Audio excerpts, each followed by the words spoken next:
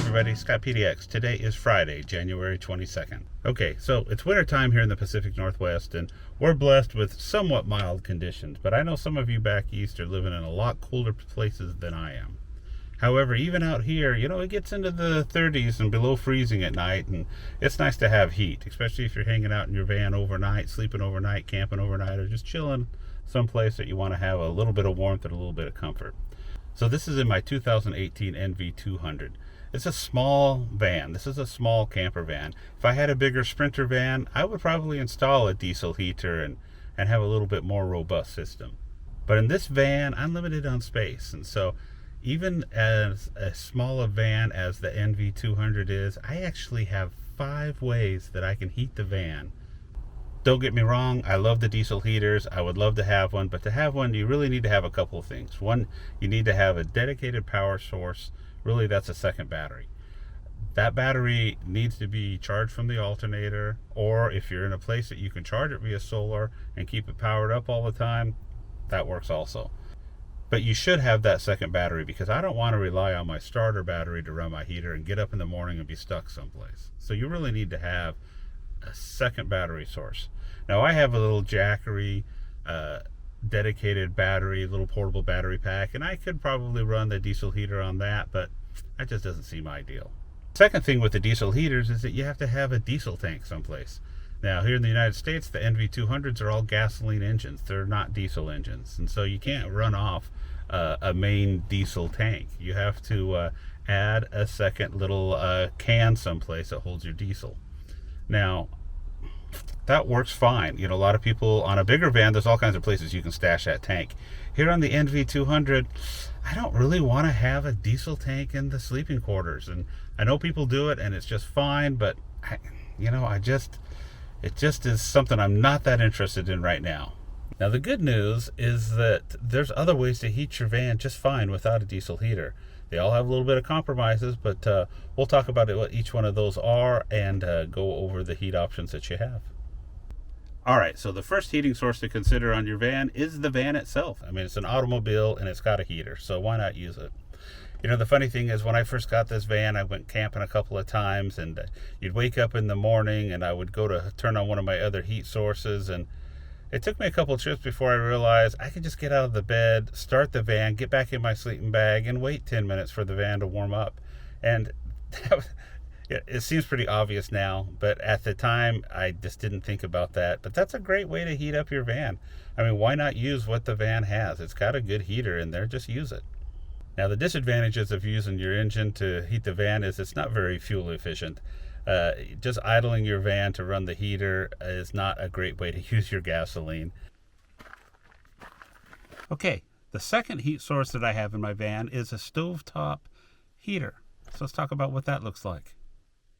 All right, so in my van, I've got a drawer with a stove, butane stove. Just pull this out. It's just your typical butane stove heater. Open this up, you have a butane can, line it to the tab, push it in, now it's armed. You simply just turn it on to start it. That's not very efficient just to turn it on like that, so I've got a little canister heat source that goes on top of it. So let me get that out, keep it down here, kind of behind a few things. Bear with me. First I got my kettle. I got my pots and pans, my little backpack and pot and pan set. And I've got this little deal. You may have seen these on other channels. So this little can fits on your stove. It's got little tabs to align just to kind of keep it a little bit sturdy. But all it is it's just a hollow cavity with a bunch of holes in it that just absorbs some heat. Turn on this, and presto. I'm going to turn it down a little bit. You can see how the heat's coming on the side. I don't need that much heat to run this thing. It works pretty good. The thing you got to be careful with on these is that this thing gets really freaking hot. It actually comes with this little fork thing here that you can put up here to lift the can on and off. I usually, when I'm running this thing, I just run it and I just don't touch it until it's nice and cool. But the advantage of this particular heating source is that I keep it in here all the time. It's the same stove I use all the time. I keep a couple of the butane bottles. I got a couple of spares plus the one in the stove itself. There's no moving parts, it's just real simple. And what I'll do sometimes, in this NV200, this front seat folds flat and becomes a little bit of a table. So when I get up in the morning or when I'm going to bed at night, I can just turn it on for a little bit and let it go. I would not run a stove like this all night long. Plus, I would be real careful that you'll notice that I have a carbon monoxide detector up there. Because anytime you have a combustible flame in a van or a closed space, you're going to get some carbon monoxide. So you want to be real careful about that. So the main advantages of the stovetop canister is that it's real simple to work with. You just put it on there and turn your stove on and you're ready to go. It puts off a nice even heat. It does put a little bit of moisture. I don't have a hydrometer in here, so I can't tell you what the moisture content is, but it does. You can definitely feel a little bit of moisture, but it sure warms it up. The cons are it's probably not very fuel efficient working off those butane canisters. You're probably going to get 3 or 4 hours per canister, just purely a guess. I don't run it that long typically. And it's very dangerous because you don't want to touch that can. That can gets real hot, and it doesn't look like it's very hot, but it gets hot. And if you touch it, boy, that's a nasty burn. So, all these heat sources have some drawbacks. You have to be careful about, hot surfaces on all of them. So just use your common sense and it's okay. But this takes up very minimal space. The can itself is like $25, $30. I bought it off Amazon earlier in the fall. And, a lot of times it's back order, but it ships here within a couple weeks. And it's real simple. It just works off your regular stove. So that's heat source number 2 that I keep in the van all the time. Okay, while this is cooling down, I'm going to pull out the third heat source that I have in this van.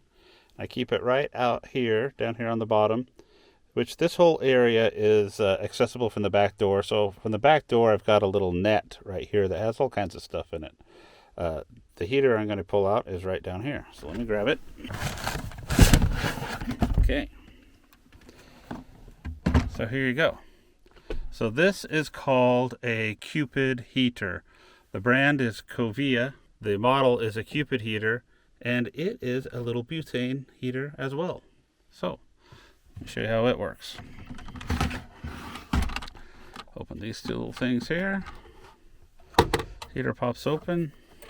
Lift it out. Like this. Throw it down over here. And that's the little heater.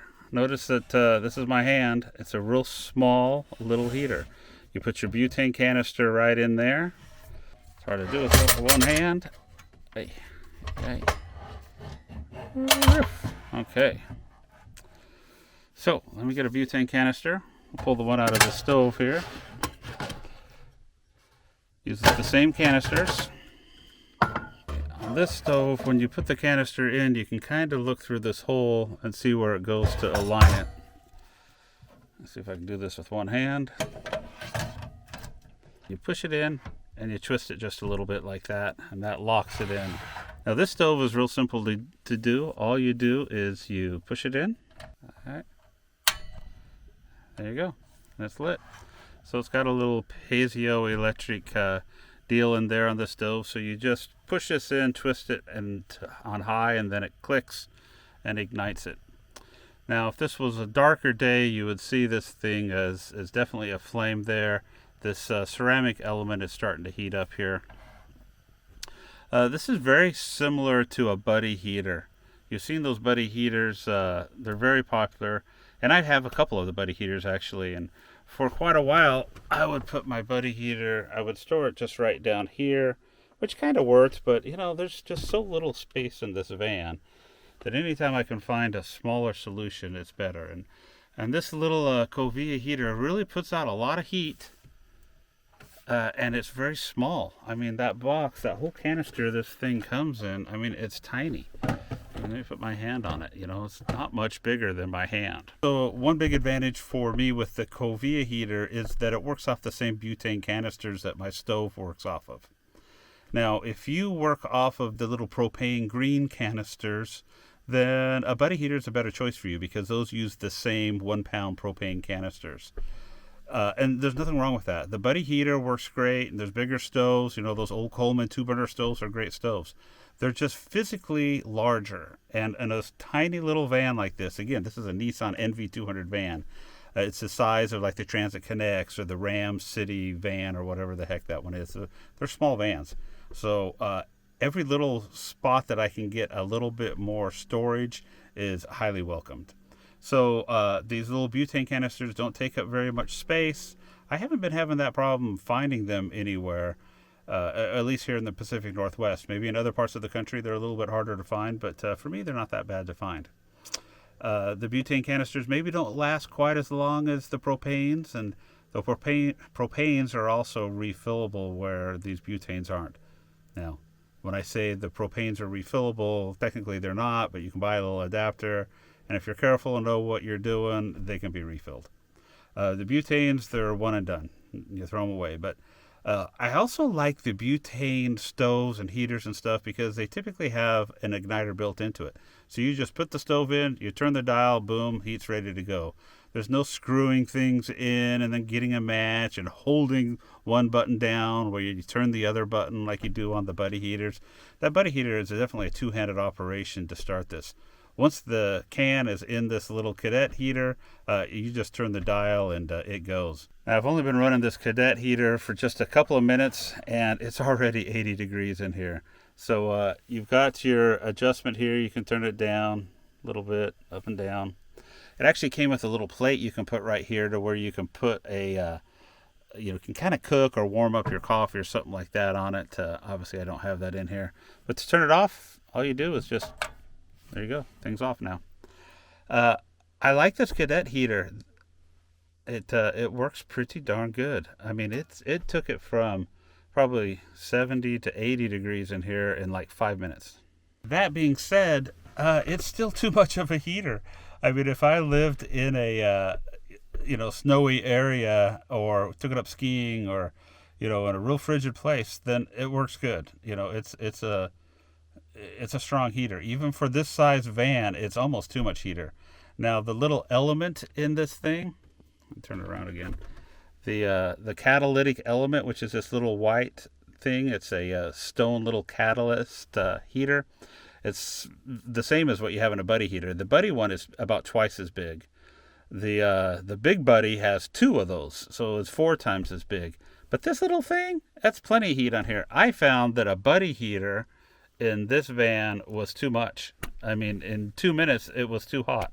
Now, the other disadvantage to this Cadet heater is buying it. I bought it off Amazon, and it shipped direct from Korea, I believe. I believe it's a Korean brand, and it took a couple weeks to get there, but I got it last year, and honestly, I only have used it just a couple of times. I don't camp where it's that cold out and hanging out in the van a whole lot, but the few times I did use it, it was definitely liked having it. And I typically do the same setup with this heater as I do with the canister on the stove heater, in that I'll fold down this front seat and put it there so it's away from my bedding. And in the morning, I can just, with the canister in there, I can just get in, turn that dial in, let it warm up the van a little for 5 minutes, and then I can get out of my sleeping bag and be nice and warm. So it's been a great heater, and it's definitely a heater I would definitely recommend for a small little van. The next 2 heat sources I'm going to talk about require power. So let me show you what my power situation is in my van currently. Right down here lives a little Jackery power center. Pull that out. Sure, you've seen these on the internet before. It's just a little power station. Incidentally, under my seat here, I keep the small little inverter and the cables to charge the Jackery and a whole bunch of other cables to charge a variety of items. All sit in that little tray under that seat. The 4th power source I want to talk about is an electric blanket. Down here, I have found at Walmart a 12-volt electric blanket. I'm not going to open the whole thing. The color of the blanket is the same as as the color of the little bag here. And this just works off a 12 volt connection. It was a very inexpensive little purchase. I think I paid $20 for it. It's got a very simple high, low, off heat connection on here. Little button dial here. And this just plugs right into my Jackery. Just turn this little button on, and then that powers the 12 volt connection, and that will heat up that blanket. All right, so why do I have a heated blanket in here? That's kind of silly. So when I use that heated blanket is if I pull off on the side of the road or just want to take a little nap, or I'm just farting around in here and I don't want to dig out all the other heat sources, and I maybe don't want to run the vehicle. It's a nice little option, just to kind of keep you warm just in a little small area. Occasionally I'll have my dogs with me, and I've also used it before just to kind of heat up on one of these benches, a little warm area for the dogs to lay on. I wouldn't try running it all night. I think I did once, and it didn't, on low, it didn't discharge the Jackery totally, but it took it down quite a bit. And I wouldn't recommend doing that unless you were plugged into power also, which I can. I carry an extension cord and the chargers for the Jackery, and so I can plug it in at night and charge it all night long, and then use this as a 12 volt power supply and use that electric blanket also. So, the electric blanket is also safer.